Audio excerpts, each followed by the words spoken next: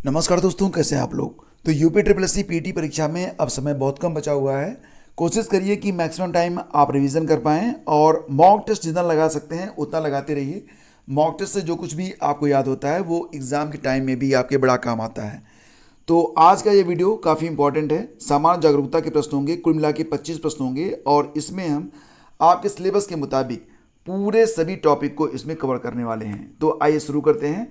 पहला क्वेश्चन होगा, कोविड-19 के खिलाफ दुनिया का सबसे बड़ा टीकाकरण अभियान भारत में कब शुरू हुआ था।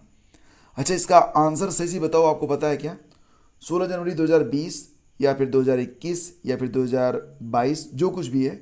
तो सही आंसर है इसका ऑप्शन बी, 16 जनवरी 2021 को कोविड-19 के खिलाफ दुनिया का सबसे बड़ा टीकाकरण अभियान भारत में शुरू हुआ था। ठीक है, ये इंपॉर्टेंट है, याद रखना इसको। अगला क्वेश्चन है, भारत में कोविड-19 की जो वैक्सीन लग रही थी सबको, कोविशील्ड। तो प्रश्न बनेगा कि कोविशील्ड का विकास किसने किया है। देखो बात क्या हो रही है, विकास माने यानी कि इसको बनाया किसने। तो दोस्तों इस वैक्सीन को बनाया था ऑक्सफोर्ड यूनिवर्सिटी और एस्ट्राजेनिका, ब्रिटिश स्वीडिश कंपनी है, दोनों ने मिलकर। तो इसका ऑप्शन डी करेक्ट है। भारत में इस दवा को मैन्युफैक्चर कर रही थी सीरम इंस्टीट्यूट ऑफ इंडिया।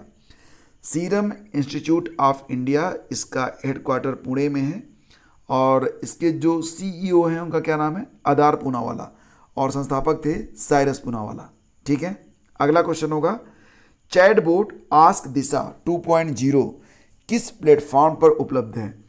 कभी आपने जब टिकट बुक किया होगा आईआरसीटीसी की वेबसाइट पर, तो नीचे से एक चैटबॉट आता है जिसको कहते हैं दिशा।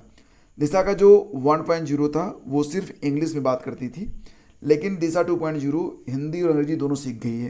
तो इसका सही आंसर है आईआरसीटीसी का चैटबॉट है आस्क दिशा 2.0। ये हिंदी और अंग्रेजी दोनों में आपके प्रश्नों का उत्तर दे सकती है। अगला क्वेश्चन है, भारत का सबसे शक्तिशाली सुपर कंप्यूटर प्रत्यूष आईआईटीएम में कहाँ पर स्थापित किया गया है। किस आईआईटीएम में, यानी कि भारतीय उष्णकटिबंधीय मौसम विज्ञान संस्थान में भारत के सबसे शक्तिशाली सुपर कंप्यूटर प्रत्यूष को स्थापित किया गया है। तो दोस्तों इसका आंसर हो जाएगा पुणे, ऑप्शन डी करेक्ट है। प्रत्यूष को आईआईटीएम पुणे में स्थापित किया गया है। दुनिया के सबसे तेज 500 कंप्यूटरों में प्रथम स्थान पर किस देश का कंप्यूटर है। तो देखो फ्रेंड्स, जून 2021 तक दुनिया का जो सबसे तेज कंप्यूटर था वो जापान के पास था और इसका नाम था फुगाकू। ठीक है, लेकिन जून 2021 के बाद दुनिया का सबसे तेज कंप्यूटर आ गया किसके पास, अमेरिका के पास, और इसका नाम रख दिया गया है फ्रंटियर। तो फ्रंटियर जो है, जो कि अमेरिका का कंप्यूटर है, ये दुनिया का नंबर 1 यानी कि सबसे तेज कंप्यूटर है। और दूसरे स्थान पर कौन आता है, फुगाकू। अगला क्वेश्चन है, किस भारतीय प्रौद्योगिकी संस्थान आईआईटी ने एक रोबोट होमोसेप को विकसित किया है। होमोसेप रोबोट का नाम है। ये एक रोबोट क्या करता है, भारत में मैला ढोने की प्रथा को ये समाप्त कर सकता है। तो जो मैला ढोने की प्रथा है उसको ख़त्म करने के लिए आईआईटी मद्रास ने होमोसेप नामक एक रोबोट को बनाया है। ये बड़ी उपलब्धि हो सकती है आने वाले समय में। अगला क्वेश्चन है, बताइए कि राष्ट्रमंडल शासनाध्यक्षों की जो 26वीं बैठक थी ये कहाँ पर आयोजित की गई थी। अच्छा, कब हुई थी। तो देखो फ्रेंड्स, ये आयोजित हुई थी 22 जून को, 22 जून 2022 को आयोजित हुई थी। भारत के जो विदेश मंत्री हैं एस जयशंकर, उन्होंने इसमें पार्टिसिपेट किया था। तो इसका आयोजन कहाँ पर हुआ था, रवांडा में हुआ था। ऑप्शन ए इसका करेक्ट है। अगला क्वेश्चन देखिए, किस देश में ओएनजीसी विदेश लिमिटेड ओवीएल ने जून 2022 में तेल की खोज की है। तो जून 2022 में तेल की खोज की गई कोलंबिया में। कोलंबिया की राजधानी कहाँ पर है बताओ, अगला क्वेश्चन इसी पर है। तो कोलंबिया एक्चुअली में दक्षिण अमेरिका महाद्वीप में स्थित एक देश है और बात यहाँ पर हो रही है ओएनजीसी की। तो ओएनजीसी की जो एमडी और सीईओ हैं कौन है, अलका मित्तल। ठीक है, अलका मित्तल। अगला क्वेश्चन देखिए, कोलंबिया की राजधानी कहाँ है बताना है आपको। तो कोलंबिया की राजधानी कहाँ है, बोगोटा, ऑप्शन सी करेक्ट है। कोलंबिया के जो राष्ट्रपति हैं उनका नाम क्या है, तो उनका नाम है Ivan Duke Marquez. Ivan Duke Marquez, ये इनका नाम है।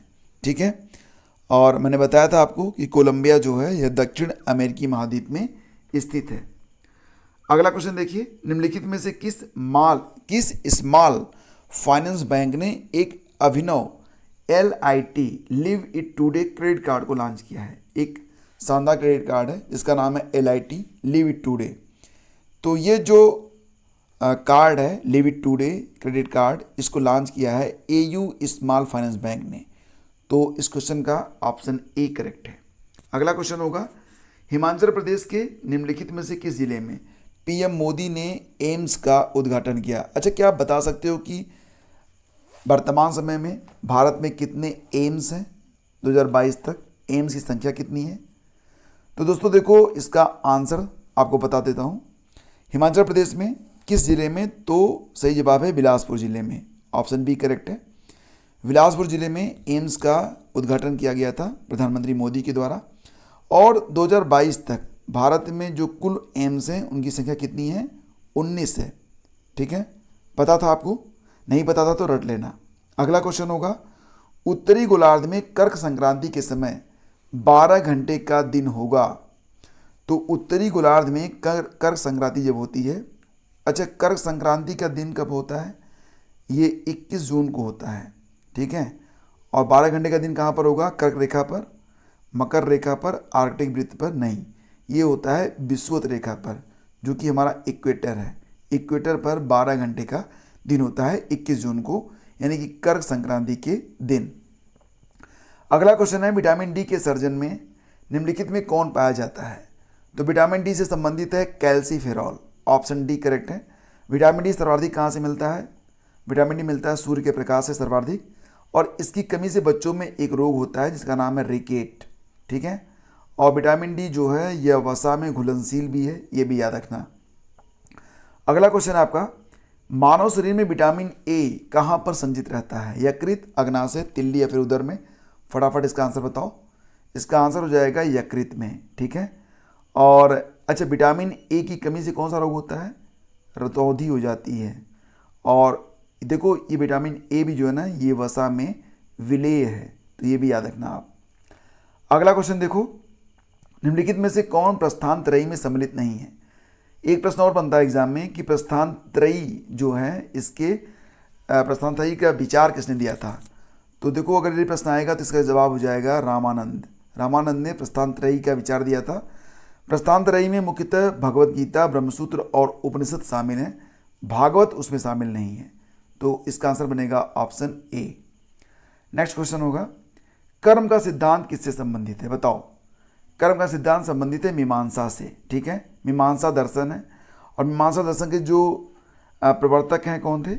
ये थे जैमिनी ऋषि। ठीक है, मीमांसा दर्शन जैमिनी ऋषि इसके प्रवर्तक हैं। अगला क्वेश्चन होगा, ज़वाबित क्या थे? कृषि संबंधित कानून, राज्य कानून, हिंदुओं से संबंधित मामले, नन ऑफ द अबव? सही जवाब है, मुगल कालीन राज्य कानूनों को कहते थे ज़वाबित। ठीक है, मुगल काल में जो राज कानून होते थे उनको क्या कहते थे? उनको कहते थे ज़वाबित। ठीक है, अगला क्वेश्चन होगा कि रणजीत सिंह किस मिसल से संबंधित थे? अच्छा, मिसलों की कुल संख्या कितनी थी ये बताओ। आगे बता रहा हूँ आपको, फिलहाल इसका आंसर देखो। रणजीत सिंह किस मिसल से संबंधित थे? तो ये सुकेर चकिया मिसल से संबंधित थे।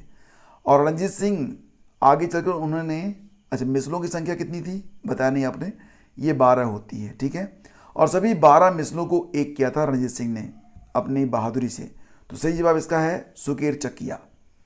अगला क्वेश्चन देखिए, चतुराई पूर्ण निष्क्रियता की नीति के साथ कौन जुड़ा है? तो अफगानिस्तान में मौका होते हुए भी अपने फायदे के लिए चुपचाप बैठे रहने वाला जो गवर्नर था वो था जॉन लॉरेंस। तो चतुराईपूर्ण निष्क्रियता की नीति से जुड़ा हुआ है जॉन लॉरेंस। ये प्रश्न काफ़ी इंपॉर्टेंट है, कई बार पूछा गया है, तो रट लेना। काव्य शैली का प्राचीनतम नमूना किसके अभिलेख में मिलता है? काव्य शैली का जो प्राचीनतम नमूना है वो मिलता है काठियावाड़ के रुद्रदामन से। तो सही जवाब इसका ऑप्शन ए है, काठियावाड़ के रुद्रदामन। अगला क्वेश्चन देखो, बहुत इंपॉर्टेंट है। तोलकपियम ग्रंथ है, ये किससे संबंधित है? प्रशासन से, विधि से, व्याकरण और काव्य से, या फिर उपरोक्त सभी से? तोलकपियम के लेखक थे, उनका नाम था तोलकपियर। क्या नाम था? इनका नाम था तोलकपियर। तो तोलकपियर ने लिखा था तोलकपियम। यह व्याकरण और काव्य पर आधारित एक किताब है, संगम युगीन ग्रंथ है ये। ठीक है, अगला क्वेश्चन देखो, अब देखो हिंदी की भी बात हुई थी ना, तो चलो हिंदी पे आ जाते हैं। छोड़ना कुछ नहीं है, सब कुछ लेके चलेंगे। निम्नलिखित में कौन सा हवा का पर्यायवाची नहीं है? हवा का पर्यायवाची, वायु माने हवा होती है, समीर भी होती है, पवन भी होती है। सलिल, सलिल किसको कहते हैं? पानी को। तो ऑप्शन डी आपका आंसर है। दंत्य वर्ण कौन सा है बताओ? दंत्य वर्ण, अच्छा देखो जो त वर्ण होता है ना वो दंत्य होता है, तो इसमें तो त वर्ण कोई है क्या? त थ द ध नहीं है ना, तो इसमें है स भी दंत्य वर्ण होता है। यहाँ पर आप देख लो, और बेहतर होगा कि इसका एक स्क्रीनशॉट लेके कई बार पढ़ लो, आपको क्लियर हो जाएगा कि कंठ, तालु, मूर्धा, दंत, ओष्ठ, नासिका और मुख, कंठ और तालु, कंठ और ओष्ठ, दंत और ओष्ठ वाले वर्णों के क्या नाम है और उनके उच्चारित वर्ण कौन कौन से हैं। तो दंत की बात हो रही थी ना, दंत मतलब दंत वर्ण, इसमें त वर्ग आता है पूरा, त थ द ध, और ल भी आएगा और श भी आता है, ठीक है। तो इसमें जो आंसर बना आपका स बना। बताओ उत्सुक का पर्यायवाची क्या होगा? उत्सुक माने हौसला तो होता नहीं, जलसा भी नहीं होगा, मेहनती भी नहीं होगा, सही जवाब है आतुर। तो ऑप्शन ए करेक्ट है। और आज का ये अंतिम प्रश्न होगा, दिए गए वाक्य में रेखांकित खंड को प्रतिस्थापित करने वाले विकल्प का चयन करें। तो तुम्हारी बात बहुत ही तकलीफ देने वाली है। अब बताना है आपको कि तकलीफ देने वाली के लिए एक शब्द क्या है? कष्ट साध्य, कष्ट भावी, आकृष्ट या कष्टदायी। तो तुम्हारी बात बहुत ही तकलीफ देने वाली है, मतलब तुम्हारी बात बहुत ही कष्टदायी है।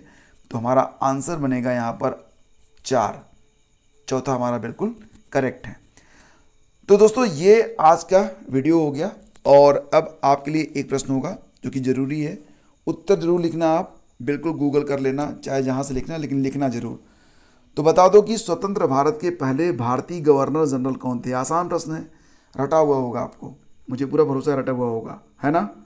तो फटाफट कमेंट कर दो, कमेंट करना बिल्कुल, उसमें बिल्कुल कंजूसी मत किया करो, कमेंट किया करो, लाइक किया करो और शेयर भी। Thank you so much, have a great day, जय हिंद। जल्दी मिलते हैं आपसे एक नए वीडियो में।